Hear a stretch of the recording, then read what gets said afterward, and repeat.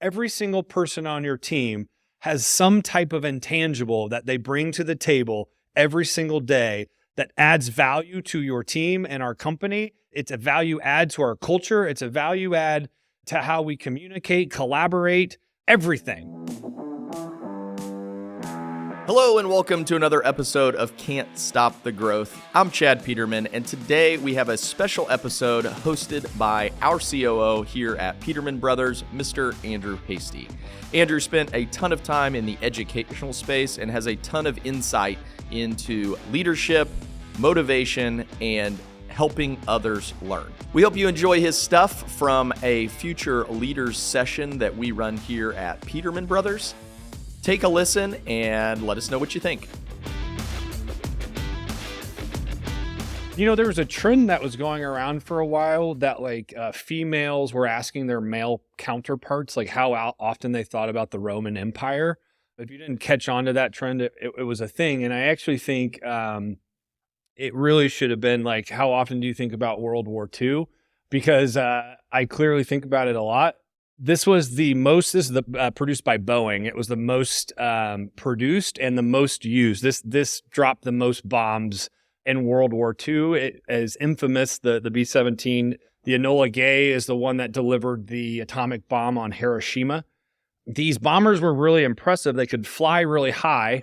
They were pretty fast, but they also could deliver a deadly payload. The problem was they were faster because they weren't as armored. So just a little bit of, for those of you interested with, basic components of a B-17 bomber, you have your engines, you got your cockpit or your nose up there, you got your wings, your fuselage, and then you have both a horizontal and a vertical tail. So what was happening was these planes they weren't armored as much, so they could be agile, right? They could fly higher, right? The slower you go, the more vulnerable you are to attack. Well, we were losing a lot of these B-17s in World War II. So the higher ups, the brass of the military, were like, "Man, we gotta figure this out, and we gotta get this problem resolved." So what they did was okay, well, let's approach this intelligently, right? Let's figure out, right, where should we put this armor, knowing that if we put too much armor on the planes are going to go too slow. And if we don't put enough, they're going to get shot down. So there's a balance there with speed, right? And defensiveness with the armor. So what they did was okay, let's take all the planes, all the B-17s that we sent out into battle on bombing raids, and let's collect all the bullet holes from those planes that came back to our airfields. And so they did this, really nerdy thing where they counted all the bullet holes and they were like, "We got it. We'll just put the armor where the planes are getting shot." And then they were like, "Okay, well, it sounds like a good plan, but before we do this, let's go to the statistical research group at Columbia, right, in New York City." So they went to this group, and this is a gentleman by the name of Abraham Wald. So they went to the SRG, the statistical research group, and they were like, "Okay, hey, we got this problem. The B-17s are getting shot down. We figured out where they're getting shot at. We have a recommendation on the armor, but before we move forward, we wanted to consult this group." Now, this group at this time was infamous for they dialed in and calibrated the bombing sites that were used on planes. They did a lot of really cool, nerdy mathematical stuff. They were all mathematicians. Abraham Wald, interestingly enough, side story here, he was born in Austria, was a professor, had moved to Romania and escaped during the rise of the Nazi regime in the late 1930s. He escaped Romania, came to the United States. What's wild is he was working on all this top secret stuff, but he was never allowed access to the files because he was considered a foreign alien. So the team would have to come, and then one person would have to tell another person and then tell him. And that's how he had to get to mathing his math, which I think is pretty crazy. But anyway, they went up to Abraham Wald and they were like, "Hey man, we got to figure out where to put the armor on these planes." He was like, "Okay, well, what do you got?" And they showed him the scatter plot, and he was like, "Okay." So he took it away and he came back pretty quickly. And they're like, "Oh, wow, he must be agreeing with our recommendation." And he was like, gentlemen, you need to put the armor where the holes aren't, because that's where the holes were on the airplanes that didn't return. Right? So he said you put the armor on the engines, and you put the armor in the cockpit, and you put the armor on the other engine, and you put it in the midline, or the end of the fuselage, because that's where it's at its narrowest point. And if that gets shot right there, you lose your entire horizontal and vertical tail. You also put it at the midpoint of your wing, because that is where the stress is the highest. So one direct shot on the center line of your wing can cause a plane to crash. You put it in the middle. And so what Abraham Wald was getting at was this concept called survivorship bias, right?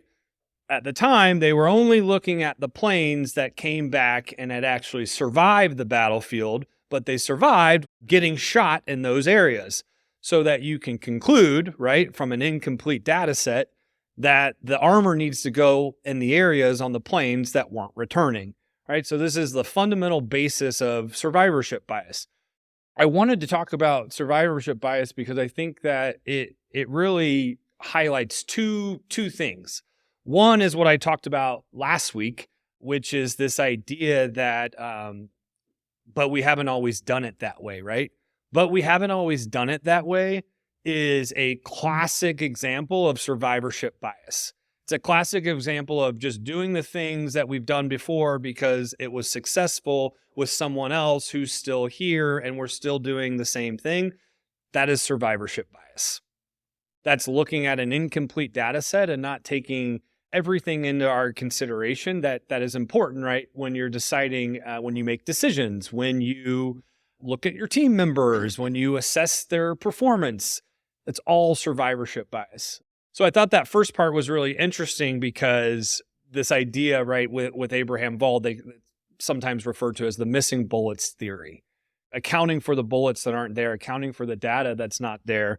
The other piece of this that I thought was really interesting with survivorship bias is not necessarily the survivorship bias piece, but more so like, what are the missing bullets in our teams and with ourselves, right? So I guess I kind of thought about it as like, what does this have to do with leadership, was sort of the question I was asking myself. And it was like, just like kind of Abraham Wald and the military focused on, what they could see at the time. And we oftentimes, and I did it to start this conversation, we talk about KPIs, right? We talk about hitting goals. We talk about hitting revenue. We talk about folks hitting bonuses, all the productivity metrics, all of the sales figures. And I think like the real insight for us is those are all outcomes. And like, what are all the behaviors that we need to change to drive the outcomes we're looking for, right? Because we all know that if we only coach to the outcomes, we're really not going to get anywhere. No one's learning anything from outcomes. They learn from the levers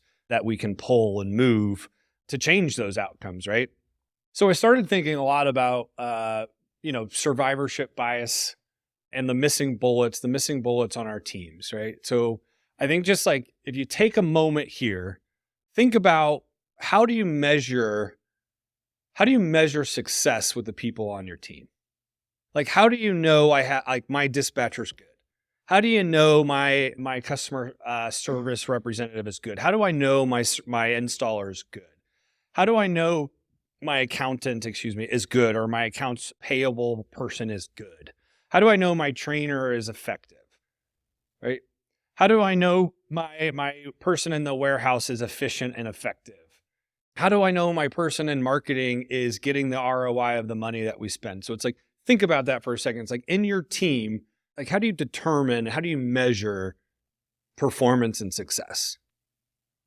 So it's interesting, on the service and maintenance field professional front, we rolled out back in June, I think, last summer, June, passive regression.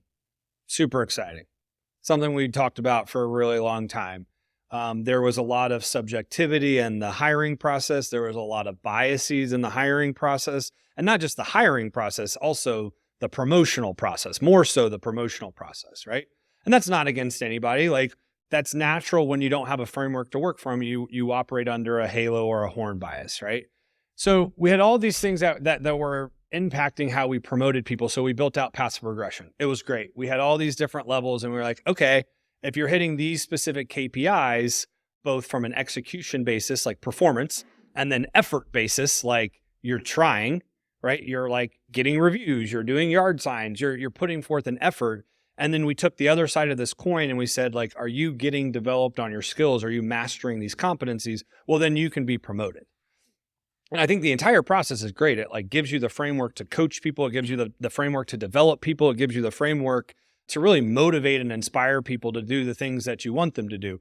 I think the problem with it is it's all quantitative data, which is great. It's fair. It's equitable. It's the numbers are what the numbers are. The data are what the data are. There's no compromising it. There's no corrupting it. Yeah, it's just fair. And you need those programs, and like we need passive regression. And I think that the future means that we'll probably have metrics that we look at across the board in every single department in this company, which I think is fair. Booking rates, right? Idle time rates, all these things that we can look at to measure the performance of our team members. And I think like what I want to think about today is like, while we get to this push of looking at data and quantitative information and we get flooded with it, I don't want us to lose sight of the missing bullets. Like, I don't want us to lose sight of like, what are the things that your team members do? What are the things that people contribute to this organization, to your department, to your team every single day that now go unnoticed or missed or not factored into the way that you assess their performance because it's not a number? And again, I'm not saying the numbers aren't important. Trust me, the numbers are wildly important. Without the numbers, we won't be here without the numbers. We need the numbers. The numbers are what really drive us forward. But I think the piece that complements the driving forward of the numbers is like those qualitative values. The person that volunteers to go and do, voluntold, I don't know, but they said yes to going and doing an install in Fort Wayne today. Who's the person that demonstrates like resiliency and grit on your team? We don't have a KPI for resiliency and grit. Who's the person that shows up every single day on time and leaves when they're supposed to every single day, but we ignore that because that's the expectation? Well, great, that's the expectation, but when other people aren't doing it on our team, it's clearly not the norm. Because what if I told you that same person that's showing up every single day had to deal with a million freaking things every morning, and to them getting there on time is actually the biggest success of their day? Like, they're starting out with a win despite all these challenges, right? What are the missing bullets that we're not paying attention to? Because I think those are the things, especially in like one-on-ones. One-on-ones shouldn't just be focused on pushing quantitative metrics. Yeah, it should be a part of it. We should look at data. We should assess our performance over the last 2 weeks or month or week or whatever that cadence or timeline is. But it's the little things, right? It's the, I used to like, man, the Indy Star. I always went to the sports page, loved sports growing up.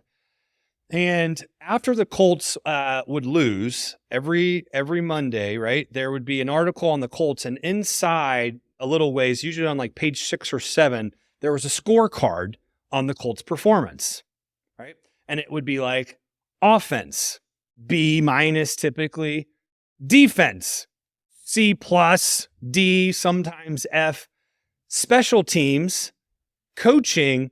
And there was always this section in the newspaper that said intangibles. And I was like, Dad, what in the hell are intangibles? And like the way that he described it to me, it was like, I'll never forget. It was like, it's the piece that the other team doesn't necessarily prepare for that you have as like a weapon that's not a thing. I'm like, oh, that's really interesting, right? Really interesting. Devin Hester. And the Super Bowl, Devin Hester was an intangible. I mean, yeah, he was on special team, but you just never knew that the dude could score a touchdown at any time. And I was like, man, intangibles. Like, what are the things, like, that's to me what like qualitative features or characteristics or values or things that your team members bring. Those are intangibles. There's not a game plan for them. There's not a set piece of paper. There's not a thing that you can measure all 15 people against the same thing. Every single person on your team has some type of intangible that they bring to the table every single day that adds value to your team and our company. It adds value. It's a value add to our culture. It's a value add to how we communicate, collaborate, everything that we probably don't even see it.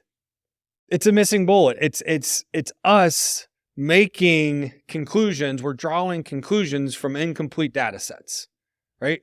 I made LJ watch Interstellar the other day, or I asked her to, I guess is a better way of saying that. In Interstellar, there's this great scene. I'm not giving anything away about the movie, but when a dad figures out that his son is not fit for college in the future, he makes a comment that it takes 2 numbers to measure your ass, but only 1 number to measure my son, a test score. I always love that scene, right?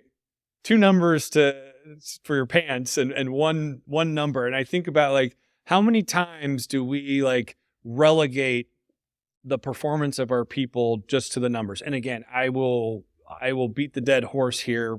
The numbers are important, but like the numbers aren't going to move anywhere. You're not going to drive them forward if we can't figure out how to identify what those missing bullets are, acknowledge them with our team members, thank them for that contribution that they bring every single day, and then foster a culture and an environment where we promote those intangibles, right? Like, think about that for a second. Like, what are the intangibles of the people on your team that don't live on paper?